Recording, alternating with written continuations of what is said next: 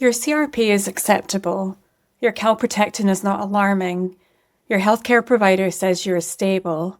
So why do you feel exhausted? Why is your brain foggy? Why does your gut still feel unpredictable? Why do you leave appointments feeling unheard, wondering if you're just being dramatic? You are not being dramatic. And in the next few minutes, I'm going to explain exactly what is happening and why your tests are missing it.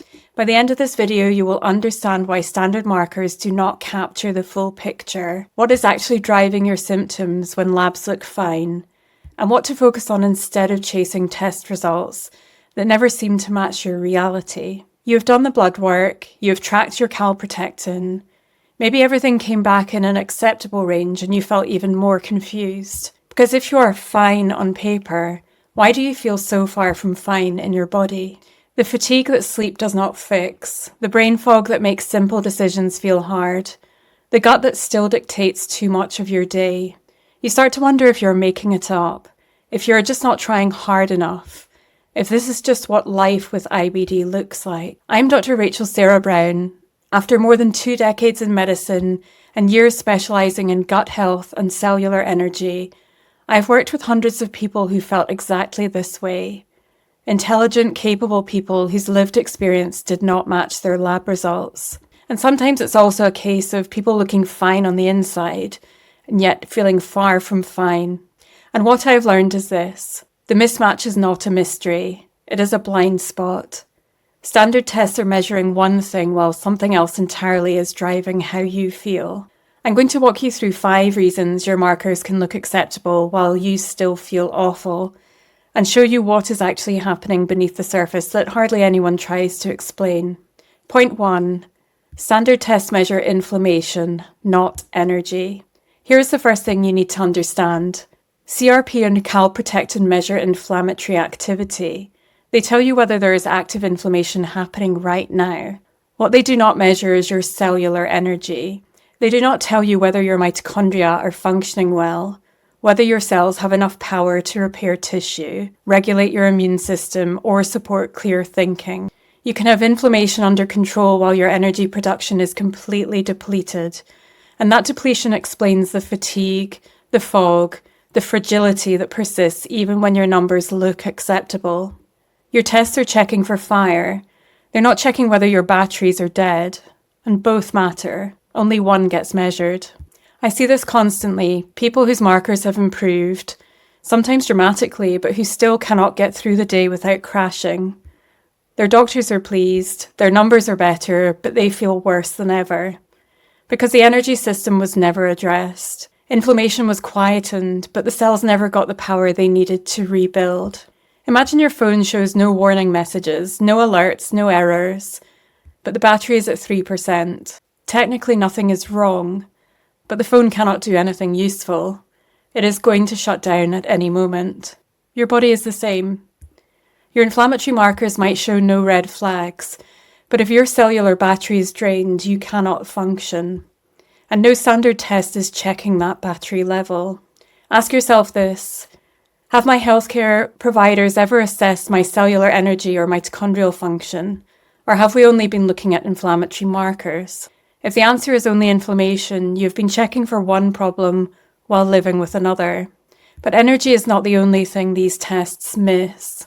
The second reason you feel awful despite acceptable markers is this: your nervous system state is invisible to standard testing. When you are chronically stressed, running on adrenaline and cortisol, and stuck in survival mode, your body operates differently. Digestion slows, recovery suffers, sleep becomes shallow. You feel wired but exhausted, on edge but depleted.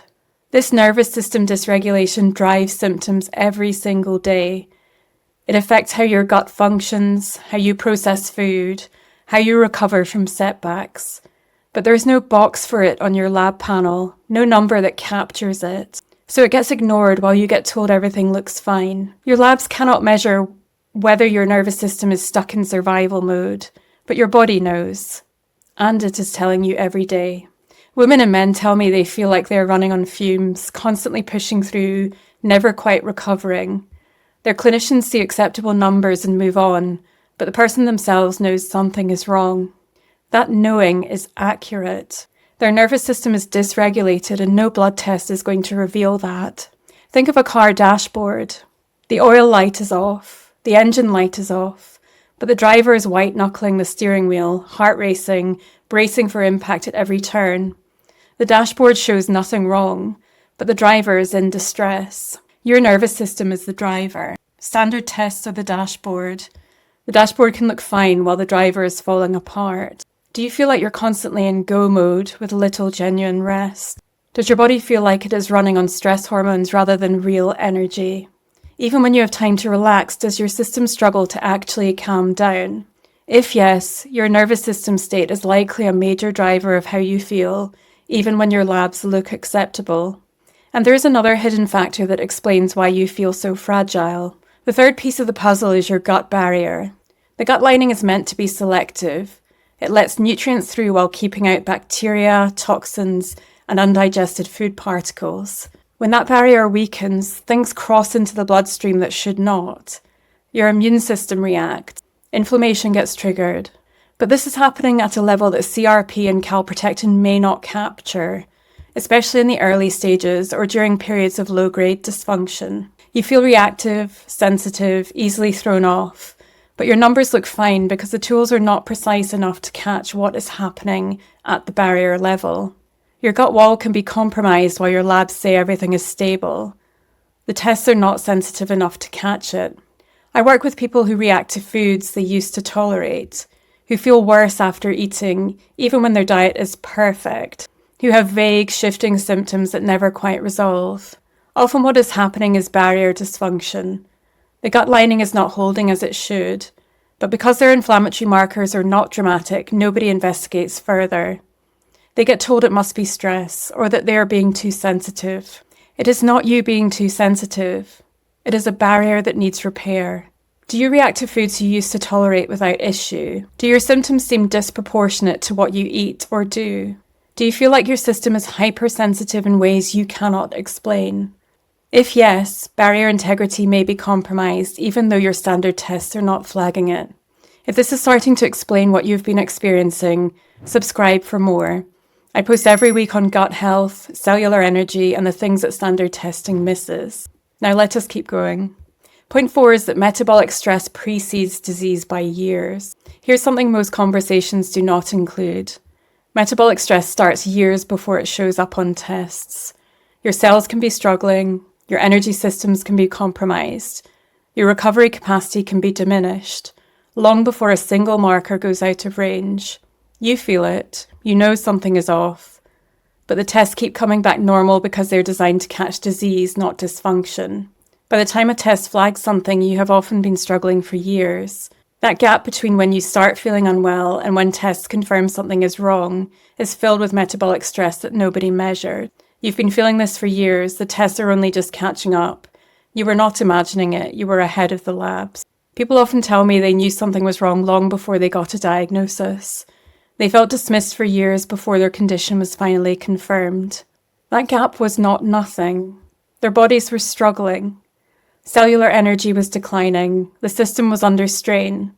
But because tests look for endpoints, not processes, they were told everything was fine until it very clearly was not. The same pattern continues after diagnosis.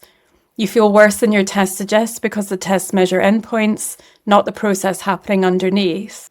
Or perhaps your tests look awful, but you don't feel so bad. I've seen that many times over. Imagine a bridge slowly developing cracks. For years, cars drive over it. Nothing seems wrong. Then one day, the cracks are visible and suddenly there's a crisis. But the bridge was weakening long before anyone could see it. Your body is the same. Metabolic stress, cellular depletion, gradual dysfunction. These happen before tests catch them. Stop dismissing your symptoms because your labs look acceptable. Stop waiting for tests to validate what you already know you are feeling. Stop assuming normal means healthy. Start trusting your lived experience as valid data. Start looking beyond inflammatory markers to assess energy, sleep, recovery, and stress capacity. Start understanding that dysfunction precedes disease and you can address it earlier than tests suggest. And this connects to the final reason your markers miss the full picture.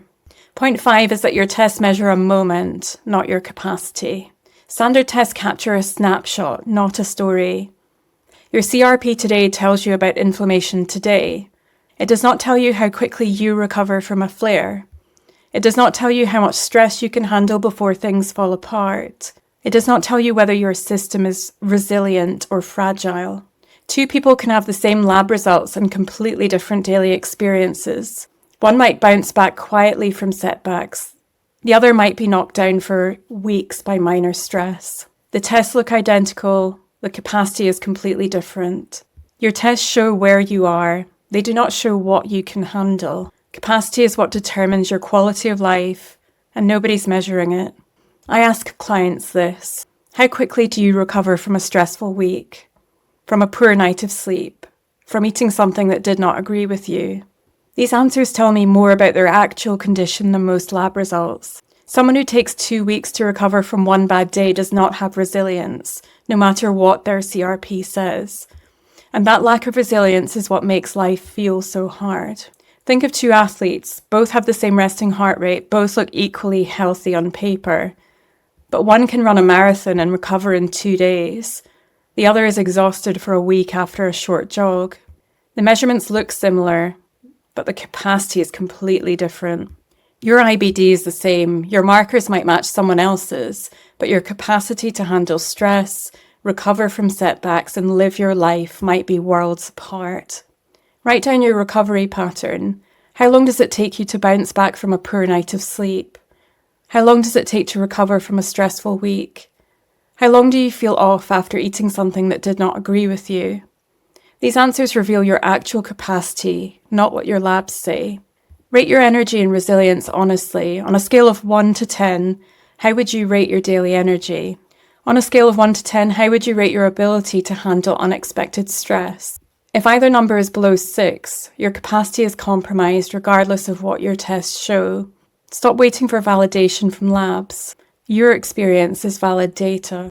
If you feel depleted, fragile, and unresilient, that matters. Write this down. My tests may look acceptable, but my capacity is... Fill in the blank honestly.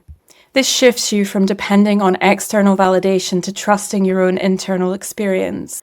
Labs are one piece of information, your lived experience is another. When they do not match, the answer is not that you're wrong. The answer is that the tests are incomplete. The gap between your lab results and how you feel is not in your head. It is not a character flaw. It is not you being dramatic. It is a blind spot in how we measure health. Standard tests look for inflammation at a point in time. They do not measure your cellular energy, your nervous system state, your gut barrier integrity, or your capacity to recover from stress. These hidden factors explain why you can be told you're stable while feeling anything but. And your experience is valid. And now that you understand what the tests are missing, you can finally stop waiting for permission from a lab result and start addressing what actually needs to change.